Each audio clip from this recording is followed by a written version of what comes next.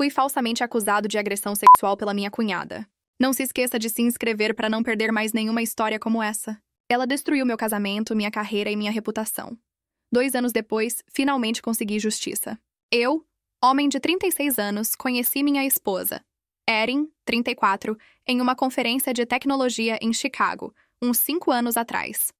Eu estava lá representando a empresa de finanças onde trabalhava.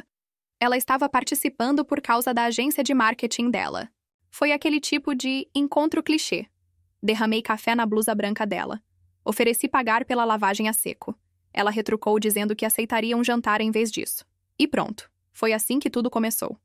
Erin era o pacote completo.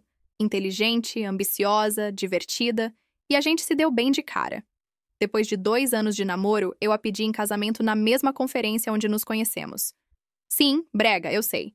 E nos casamos 6 meses depois. Nosso casamento foi insano. Os pais dela fizeram questão de ir além, já que Erin era a filhinha caçula. Mesmo tendo uma irmã mais velha, Molly, de 32 anos. Foi uma cerimônia linda, em um vinhedo, com tempo perfeito e comida incrível. O pai de Erin até brincou no discurso dizendo que o padrão agora estava alto demais para Molly. Vi o rosto de Molly quando ele disse isso. Ela parecia furiosa. Depois do casamento, a vida era doce. Consegui uma grande promoção. Passei a gerenciar uma equipe de 15 pessoas e quase dobrei meu salário. Erin também estava arrebentando na agência dela.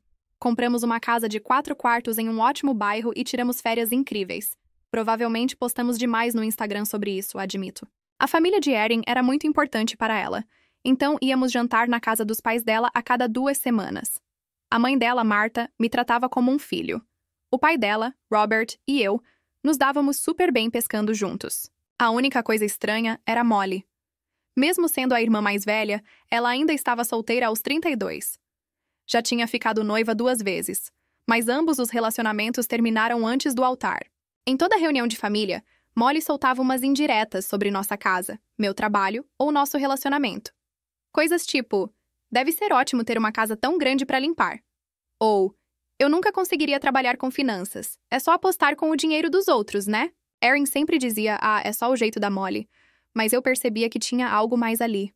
Ela também postava mensagens passivo-agressivas nas redes sociais logo depois que a gente compartilhava alguma boa notícia. Quando anunciamos a compra da casa, ela postou algo tipo, bens materiais não trazem felicidade. Quando eu consegui a promoção, ela compartilhou um artigo sobre masculinidade tóxica no ambiente corporativo. Coisa boba, mas irritante.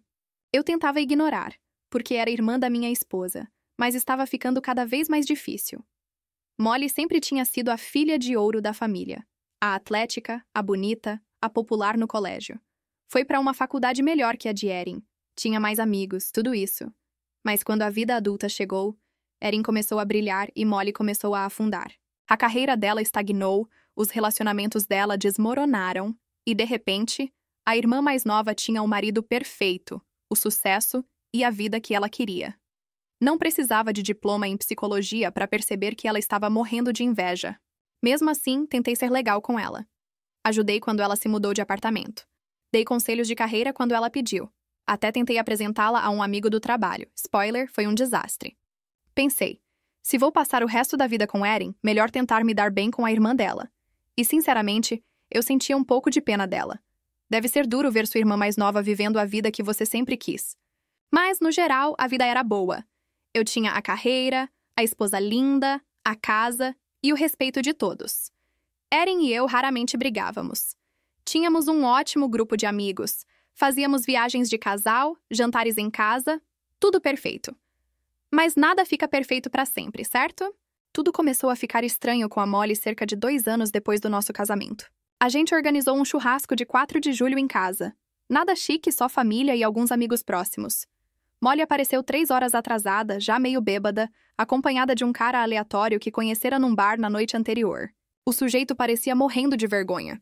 Ficava olhando para o celular o tempo todo, como se estivesse planejando uma fuga. Erin, claro, ficou irritada, mas tentou disfarçar. Esse era o jeito dela.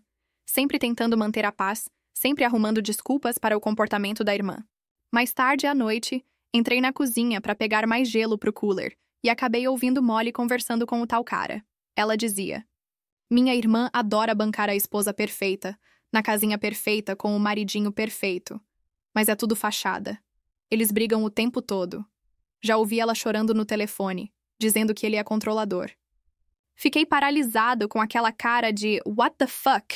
Era tudo mentira. Por que diabos ela diria uma coisa dessas? Erin e eu quase nunca brigávamos, e eu nunca fui controlador. Nosso relacionamento sempre foi uma parceria, de igual para igual. Eu não ia deixar aquilo passar. Então entrei na cozinha e perguntei o que diabos ela estava falando. Molly ficou na defensiva, dizendo que eu estava escutando escondido e que isso só provava o quanto eu era controlador. O que serviu como prova pro cara. O pobre sujeito parecia querer desaparecer dali. 20 minutos depois, chamou um Uber e foi embora. Não quis fazer uma cena, então fiquei quieto. Molly estava bêbada demais para dirigir, então dormiu no quarto de hóspedes. Na manhã seguinte, Erin teve que sair cedo por causa de uma emergência no trabalho. Um cliente surtando por causa de uma campanha que não estava indo bem. Então fiquei sozinho com a Molly de ressaca. Fiz café e tentei conversar de forma calma sobre o que eu vi.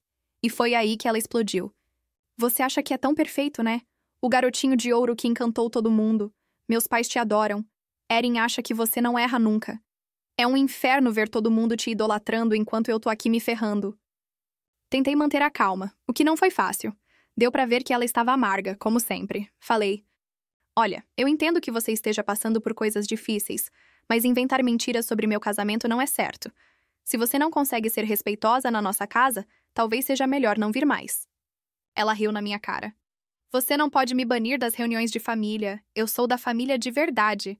Você é só o cara que a minha irmã tá casada no momento. Foi aí que perdi a paciência.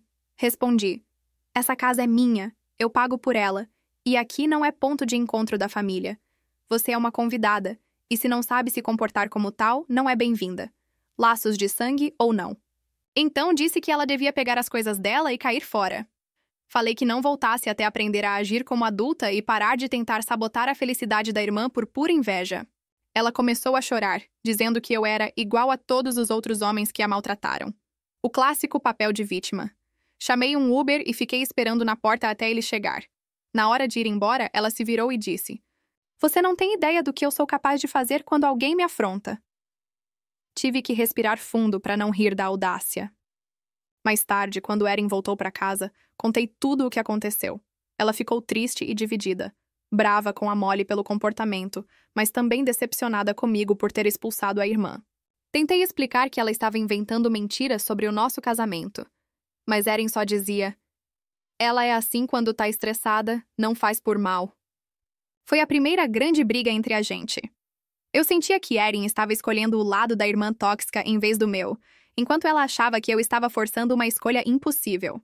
Nos dias seguintes, Erin tentou várias vezes ligar para Molly para fazer as pazes, mas Molly não atendia. Eu, sinceramente, torcia para isso significar que ela ia sumir por um tempo. Mas, no fundo, sabia que não seria tão simples. 3 dias depois, Molly finalmente retornou a ligação. Elas conversaram por mais de 1 hora. Quando Erin desligou, estava estranha, distante e confusa. Ela disse que Molly tinha pedido desculpas pelo comportamento no churrasco, mas também compartilhado algumas preocupações sobre mim. E que falaríamos sobre isso mais tarde. No fim de semana seguinte, Erin foi sozinha à casa dos pais, dizendo que precisava de um tempo de irmãs. Não gostei, mas não quis criar mais drama. Ela voltou tarde, em silêncio, e quase não falou comigo. Quando perguntei como tinha sido, ela respondeu: tudo bem, e foi direto dormir. No dia seguinte, continuava fria, dormindo no quarto de hóspedes, saindo cedo para o trabalho, voltando tarde. Toda vez que eu tentava conversar, ela dizia: preciso de tempo para processar as coisas. E eu só conseguia pensar: o que diabos a Molly contou para ela? No domingo seguinte, cerca de 1 semana depois do churrasco, a gente ia jantar na casa dos pais dela. Nosso costumeiro jantar de família. A tensão entre Erin e eu vinha crescendo a semana toda. Ela sugeriu irmos em carros separados, dizendo que talvez precisasse ficar mais tarde para ajudar a mãe com alguma coisa. Achei uma desculpa estranha, mas aceitei. Quando cheguei à casa deles, notei que os 3 carros já estavam na garagem. O dela, o da Molly e o dos pais. Entrei e vi todos sentados na sala, com caras fechadas. O pai dela, que sempre me recebia com um aperto de mão e um tapinha nas costas, nem olhou na minha direção. A mãe, Marta, estava com lenços na mão, chorando. Fiquei parado na porta, totalmente confuso. Perguntei: o que está acontecendo? Erin finalmente falou. Molly contou pra gente o que você fez com ela. Eu não fazia ideia do que ela estava falando. Como assim? O que eu supostamente fiz? Pensei que era sobre o dia em que a expulsei da minha casa. Mas o que ela contou era muito, muito pior. Molly começou a chorar alto, soluçando, de forma que parecia até ensaiada. 2 semanas atrás, quando você foi até o meu apartamento deixar aqueles documentos para Erin, você sabe o que fez comigo. Lembrei imediatamente do dia que ela mencionou. Erin tinha esquecido alguns papéis de contrato que precisavam ser assinados. Então, eu passei no apartamento onde ela e Molly moravam juntas para entregar. Molly estava meio sonolenta, de pijama, pegou o envelope e fechou a porta. Tudo durou menos de 30 segundos. Falei. Eu literalmente te entreguei um envelope e fui embora. Ela respondeu entre soluços. Não foi só isso. Você forçou a entrada, disse que precisava usar o banheiro. E depois, você... Ela não terminou a frase. Começou a chorar ainda mais alto. Erin, com os olhos marejados, completou. Ela disse que você a agrediu. A acusação me atingiu como um soco no estômago. Senti o chão sumir. O quê? Isso é uma loucura! Eu nunca nem entrei naquele apartamento. A campainha com câmera vai mostrar isso. Molly respondeu rápido, com um tom que soou ensaiado e preciso, mesmo entre lágrimas. O prédio não tem campainha com câmera. Conveniente, né? O pai de Erin finalmente me encarou, com o rosto vermelho de raiva. Eu confiei em você com a minha filha. Te recebi como família. Eu não conseguia acreditar no que estava acontecendo. Aquelas pessoas que me tratavam como um filho por anos, agora me olhavam como se eu fosse um monstro. Tudo por causa de uma mentira de alguém que tinha me ameaçado dias antes. Tentei manter a calma. Isso é uma loucura. Erin, você não pode acreditar nisso. A Molly está mentindo. Ela me ameaçou. Molly interrompeu imediatamente. Tá vendo? Ele tá tentando me fazer parecer louca para vocês não acreditarem. Tática clássica de abusador. O pai dela se levantou, apontando para a porta. Acho melhor você ir embora, antes que eu faça algo de que vá me arrepender. Olhei para Erin, desesperado por algum sinal de que ela sabia que isso era um absurdo. Erin, por favor, a gente tá junto há 5 anos. Você me conhece. Sabe que eu nunca faria isso. Ela não conseguiu me encarar. Eu preciso de um tempo para pensar. Fica em outro lugar por enquanto. Saí de lá em choque. Naquela noite liguei pro meu amigo Mike. Contei só o básico. Disse que Erin e eu tivemos uma briga enorme e que eu precisava de um lugar para ficar. Ele deixou eu dormir no sofá. Não consegui pregar o olho. Passei a noite inteira tentando entender o que tinha acabado de acontecer. Como Erin podia acreditar que eu seria capaz de algo tão horrível? E como os pais dela puderam cair nessa história sem uma prova sequer? No dia seguinte, voltei à nossa casa para pegar algumas roupas. E encontrei todas as minhas coisas jogadas no gramado da frente. Erin estava na porta, braços cruzados. As fechaduras foram trocadas, disse ela. Meu advogado vai entrar em contato com o seu sobre o divórcio. Meu cérebro não processava o que ouvia. Divórcio? Erin, isso é absurdo. A Molly tá mentindo. Ela balançou a cabeça. Minha irmã não mentiria sobre uma coisa assim. Ela me ameaçou na semana passada, você sabe disso. Isso é vingança porque eu a expulsei de casa. Ela me avisou que você ia dizer isso, que tentaria me fazer achá-la instável para se safar. Eu fiquei boquiaberto. Então você vai jogar fora nosso casamento inteiro com base numa acusação sem prova nenhuma? Depois de tudo o que a gente construiu? Preciso apoiar minha irmã. Estou decepcionada com você. E fechou a porta na minha cara. Fiquei parado ali, sem sentir nada por alguns segundos. Depois comecei a juntar minhas coisas do gramado. Os vizinhos espiando pelas janelas. Ótimo. Todo mundo vendo minha humilhação. Coloquei o que deu no carro e voltei para a casa do Mike.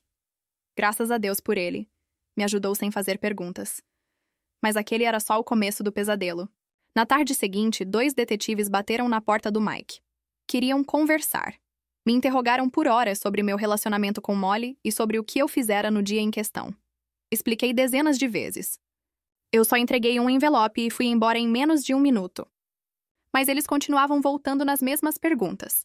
Dava para ver que já tinham me julgado culpado. Não me prenderam, mas disseram que a investigação continuaria. Quando saíram, Mike só olhou para mim e disse: Cara, que porra é essa? Tive que contar tudo. Ele acreditou em mim. Um dos poucos que acreditaram. No dia seguinte, procurei um advogado. Ele cobrou $500 por uma consulta e basicamente disse: "Você tá ferrado sem provas. Vai ser a palavra dela contra a sua. E hoje em dia, a palavra dela pesa mais." No outro dia, meu chefe me chamou no escritório. O pessoal do RH já estava lá. Aparentemente, o pai da Erin, que jogava golfe com o CEO, já tinha contado o caso. Fui colocado em licença administrativa, enquanto investigavam. O mesmo homem que me convidava para passar o feriado na casa do lago não conseguia nem olhar na minha cara enquanto pedia meu crachá.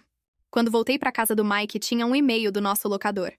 Erin tinha pedido para me retirar do contrato de aluguel, e mensagens de amigos dizendo: "Cara, ouvi o que aconteceu. Melhor a gente dar um tempo." Tentei ligar para Erin de novo. Número bloqueado. Mandei e-mail. Nenhuma resposta. Uma semana depois, chegaram os papéis do divórcio. Ela me acusava de tratamento cruel e desumano. Pedia a casa, metade das economias e pensão mensal. No pacote, ainda vinha uma ordem de restrição. Eu não podia chegar a menos de 150 metros dela. Depois de um mês dormindo no sofá do Mike, encontrei um apartamento horrível numa parte perigosa da cidade. Ninguém queria alugar para mim depois que o antecedente de investigação por agressão aparecia na checagem. Tive que usar quase todas as minhas economias para pagar o advogado. E sabe o que é irônico? Uma noite eu disse pro Mike: se eu realmente tivesse feito o que ela me acusou de fazer, provavelmente teria sido tratado melhor. Pelo menos teria tido um julgamento. No Tribunal da Opinião Pública, a acusação já significa culpa. Mike concordou. É foda, cara. Hoje em dia você é culpado até provar o contrário, e mesmo assim a mancha nunca sai. Ele tinha razão. Mesmo que eu fosse inocentado, o dano já estava feito. A investigação policial se arrastou por semanas. Molly contou à polícia que eu tinha problemas de limite e fazia comentários inapropriados há meses antes do suposto incidente. Tudo mentira, mas impossível de provar o contrário. O pior era saber que todo mundo acreditava nela. Amigos em comum que estiveram no meu casamento começaram a postar mensagens vagas tipo "acredite nas vítimas" e "apoie os sobreviventes". Primos da Erin me mandaram mensagens de ódio. Uma noite alguém pichou a palavra predador no meu carro. Pelo menos escreveram certo. Brinquei com o Mike enquanto tentávamos limpar. Seria ainda mais ofensivo se errassem a ortografia. Quando achei que nada podia piorar, 2 meses depois fui demitido. A empresa alegou uma cláusula moral no contrato. Mesmo sem condenação, a simples acusação já afetava a imagem da companhia.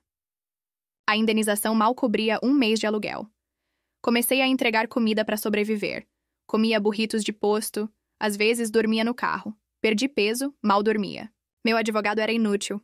Toda vez que eu ligava para pedir atualização, ele cobrava $200 para dizer que não havia novidades. Ele chegou a me sugerir aceitar um acordo judicial se o promotor oferecesse um acordo, por algo que eu não fiz. Demiti ele e contratei uma nova advogada, mais competente, mais cara.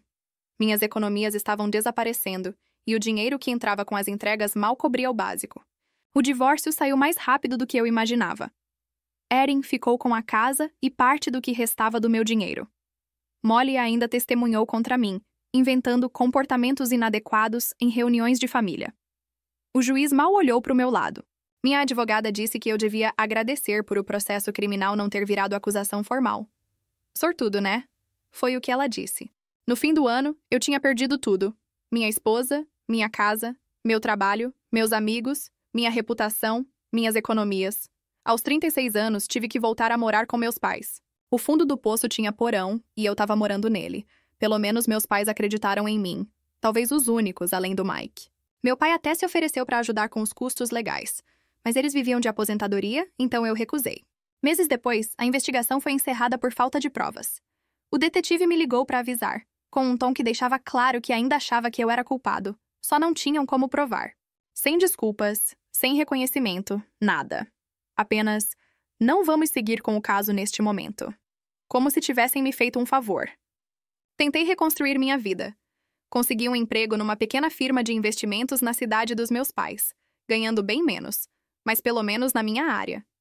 O dono era um velho amigo do meu pai que decidiu me dar uma chance. Trabalhei duro, calejado, com raiva acumulada. O que mais me corroía era pensar que Molly seguia vivendo a vida dela, postando fotos no Instagram, viajando, sorrindo, enquanto eu dormia no meu quarto de infância, aos 36 anos. E pensar que Erin, que eu amei por 5 anos, jogou tudo fora tão fácil. Fiquei 1 ano lá, economizando cada centavo. Meu plano era me mudar para algum lugar onde ninguém me conhecesse. Recomeçar do zero. Escolhi Denver, longe do meu antigo círculo, bom mercado de trabalho, e eu sempre gostei das montanhas.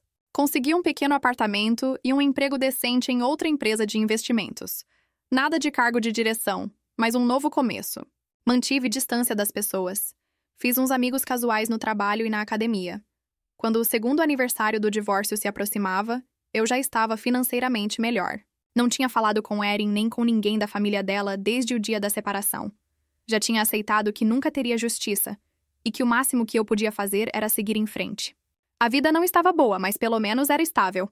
Foi então que recebi uma mensagem de texto do Mark, primo da Erin. A gente não era próximo. Nos vimos no casamento e em alguns jantares de família. A mensagem dizia: "Cara, preciso falar com você. Achei uma coisa que você precisa ver. Podemos nos encontrar?" Pensei em ignorar, mas a curiosidade venceu. Marcamos num bar, no meio do caminho entre nossas cidades. Quando cheguei, ele já estava lá, sentado num canto, com uma expressão séria. Sem rodeios, perguntei: "Do que se trata?" Ele respirou fundo. "É sobre a Molly." Explicou que a namorada dele era amiga da Molly. Elas se conheceram na faculdade. Na semana passada, ele pegou o celular da namorada emprestado para pedir um Uber quando o dele morreu e viu uma notificação de mensagem da Molly. Disse que não devia ter lido, mas algo chamou sua atenção. Ele então pegou o próprio celular e me mostrou capturas de tela da conversa. Enquanto eu lia, senti o estômago revirar. A amiga perguntou: "A Erin ainda fala sobre o ex? Aquela situação foi tão pesada?" Molly respondeu: "Ah, ela tá bem. Tá namorando um médico agora, bem melhor que o James, eu. Mas sim, aquela história foi bem louca." A amiga respondeu: "Ainda não acredito no que ele te fez." E Molly escreveu: "Então? Promete que nunca vai contar pra ninguém? Tipo, nunca mesmo? Ele não fez nada, kikiki. Eu inventei tudo porque fiquei com raiva. Ele me expulsou da casa dele e agiu todo certinho, então eu acabei com a vida dele. Melhor vingança de todas." A amiga respondeu: "O quê? Molly, isso é doentio. Você não pode brincar com uma coisa dessas." E Molly: "Não é brincadeira. Mas ninguém vai acreditar nele agora de qualquer forma. Erin já se divorciou e ele perdeu o emprego. Missão cumprida." Fiquei encarando a tela, sem conseguir respirar. A prova. Depois de 2 anos de inferno, lá estava a confissão dela, por mensagem. Perguntei pro Mark por que ele estava me mostrando aquilo. Ele disse que acompanhou tudo de longe esses anos, que sempre desconfiou da Molly. Ela sempre foi manipuladora, mas agora é certeza. Pedi que me enviasse as capturas na hora. E ele mandou. Agradeci, fui pro carro e fiquei ali parado, olhando pra tela, lendo as mensagens repetidamente. A prova que eu implorava 2 anos atrás, finalmente ali, na minha mão. Uma parte de mim queria mandar aquilo imediatamente pra Erin, pros pais dela, pro meu ex-chefe, pra todo mundo que virou as costas pra mim. Queria ver o rosto da Molly quando percebesse que o castelo de mentiras dela ia ruir. Mas decidi ser inteligente dessa vez. Depois de tudo que vivi, não podia agir por impulso. Na manhã seguinte, liguei para minha advogada. Quando mostrei as mensagens, ela sorriu. "Isso é um caso fechado. Podemos processar a Molly. As mensagens são admissíveis em tribunal, já que foram obtidas legalmente." Foi a primeira vez, em 2 anos, que ouvi uma notícia boa. Contratei-a na hora, e finalmente a justiça começou. Começamos a construir o caso com cuidado. Minha advogada reuniu provas documentais do prédio da Molly, confirmando que não existiam câmeras de segurança que pudessem ter provado minha inocência na época. Ela coletou tudo. Comprovantes de salário do meu antigo emprego, o acordo do divórcio, minha renda atual, tudo que mostrasse o tamanho do prejuízo que aquela falsa acusação causou. Quando estava tudo pronto, entramos com 3 processos contra a Molly: difamação, processo mal-intencionado, dano emocional intencional. Também incluímos Erin como corré, por ter ajudado a espalhar a difamação. E abrimos um processo separado contra meu ex-empregador, por demissão injusta. As notificações foram entregues pessoalmente. O oficial de justiça disse que Molly ficou branca como um papel quando viu o nome no envelope. Erin recebeu os documentos no hospital onde o novo namorado dela trabalhava. Causou um pequeno escândalo que se espalhou rápido. Em poucas horas, meu celular explodiu de mensagens. Os pais da Erin me ameaçando com processos por difamação. Antigos amigos me chamando de vingativo, dizendo que eu devia superar. O advogado da Molly entrou em contato com o meu, sugerindo mediação em vez de julgamento. A resposta da minha advogada foi direta. Estamos ansiosos para mostrar as mensagens de texto a um júri. Foi aí que o tom mudou. Molly pediu uma reunião particular comigo e minha advogada. Aceitei, curioso para ver a cara dela ao perceber que o jogo acabou. Na sala de conferência, Molly parecia uma sombra de quem era. A advogada dela tentou controlar a conversa, falando sobre mal-entendidos e conflitos familiares que saíram do controle. Minha advogada tirou as mensagens impressas da pasta e colocou sobre a mesa. O rosto de Molly desabou. A advogada dela empalideceu. Molly gaguejou. E eu estava bêbada. Exagerei para parecer interessante para minha amiga. Minha advogada respondeu. Não é assim que um júri vai ver isso. Vão ver uma mulher admitindo que inventou uma agressão sexual para destruir a vida de um homem por ciúme. Estamos falando de indenizações acima de $300 mil, possivelmente mais, com danos punitivos. Molly começou a chorar. Eu não tenho esse dinheiro. Isso vai acabar comigo. Saímos da sala, deixando que ela e a advogada dela conversassem. No dia seguinte, recebemos uma proposta. $100 mil e uma confissão assinada dizendo que ela inventou tudo. Recusei. Outra proposta veio. $150 mil. Ainda assim, não aceitei. Minhas condições foram claras. $300 mil, uma confissão assinada e um vídeo onde ela admitiria a mentira, autorizando que eu mostrasse o vídeo para quem quisesse. Meus antigos colegas, amigos, familiares, todos. Ela acabou aceitando. Provavelmente percebeu que um julgamento seria ainda pior. Depois foi a vez da Erin. Assim que soube da confissão da irmã, começou a me ligar sem parar. Não atendi nenhuma. Minha advogada enviou as mensagens e a confissão diretamente ao advogado dela. 2 dias depois, Erin apareceu no meu apartamento. Não faço ideia de como descobriu o endereço. Recusei deixá-la entrar e liguei para minha advogada, que marcou uma reunião formal no escritório. Erin já chegou chorando, pedindo desculpas, mas eu cortei. Guarda suas lágrimas. Você teve a chance de acreditar em mim há 2 anos e escolheu não acreditar. Ela concordou em um acordo judicial. $150 mil, uma carta de desculpas formal e uma declaração para o meu antigo empregador confirmando que as acusações eram falsas. O dinheiro veio da venda da casa. A nossa casa. A mesma que ela ganhou no divórcio. Poético, não? A empresa também fechou um acordo. $300 mil e uma oferta para me recontratar. Recusei. Não queria voltar a um lugar onde todos acreditaram no pior sobre mim sem pensar 2 vezes. No total, os acordos com Molly, Erin e a empresa somaram quase $1 milhão. Dinheiro nenhum devolveria os 2 anos que me roubaram, mas pelo menos era justiça. O melhor momento foi quando o vídeo da confissão da Molly foi mostrado para toda a família e antigos amigos. As mesmas pessoas que me chamaram de monstro agora viam a verdade. A queda dela foi imediata. Molly perdeu o emprego assim que a história chegou ao RH.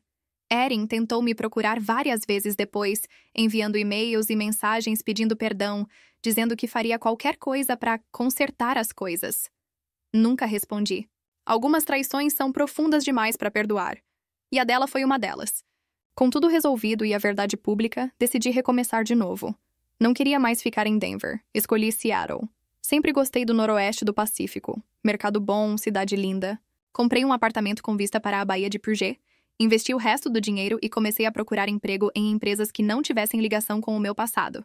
Graças à confissão e aos processos, minha reputação profissional foi limpa. Antigos colegas voltaram a me procurar, oferecendo contatos e recomendações. Engraçado como as pessoas mudam de lado quando percebem que apostaram no cavalo errado. Consegui um cargo de consultor financeiro sênior numa firma de prestígio, com um salário ainda melhor do que antes. Pela primeira vez em anos, senti que minha vida estava voltando aos trilhos. Às vezes ainda penso nos anos perdidos, mas na maior parte dos dias foco no que reconstruí. Minha nova carreira, minha paz, minha liberdade. 1 ano depois dos acordos, minha vida finalmente estava em ordem. Meu trabalho ia ótimo. Fui promovido a chefe de departamento e finalmente ganhei respeito e tranquilidade. O dinheiro dos acordos estava investido, garantindo um bom futuro. Comprei um carro novo. Nada extravagante. Só algo confiável e digno depois dos dias em que eu fazia entrega de comida para sobreviver. É louco pensar que um dia eu dependi de gorjetas para pagar aluguel. A vida muda rápido, pro bem e pro mal. De vez em quando ainda recebo notícias de Erin e Molly. Não porque eu procure, mas porque Mark, o primo que me ajudou, às vezes me atualiza. Erin vendeu a casa há alguns meses. Molly, por outro lado, está quebrada. Sem emprego, teve que voltar a morar com os pais. Quem diria, né? O Mike, meu melhor amigo, veio me visitar mês passado. Levei ele para pescar salmão, mostrei a cidade. Esse cara é o verdadeiro amigo. Ficou do meu lado quando todo mundo me chamava de predador. A gente não fala muito sobre isso, mas ambos sabemos que nossa amizade é para a vida toda. Se eu puder dar um conselho para quem passa por algo parecido, é esse. Documente tudo. Contrate o melhor advogado que puder. Corte pessoas tóxicas da sua vida sem olhar para trás. E tenha paciência. A verdade sempre aparece. Pode levar meses ou anos, mas mentira nenhuma dura para sempre.